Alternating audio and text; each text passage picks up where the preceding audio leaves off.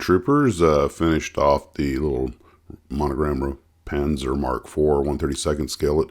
Finished the Shurs and Armor, finished gassing out and hardening last night. So that's pretty much finishes it off. It's about ready to go on the shelf. Might put a touch of mark fit on some of the decals, but that's about all. It'll look good up on the shelf. Up close, like, most of my models, it doesn't hold up to close scrutiny up close, but that's why the only magnifying glass I have is for helping me read. Anyway, it's always fun to build a kit you built as a kid, and, just as much a nostalgia build, although it's still in production.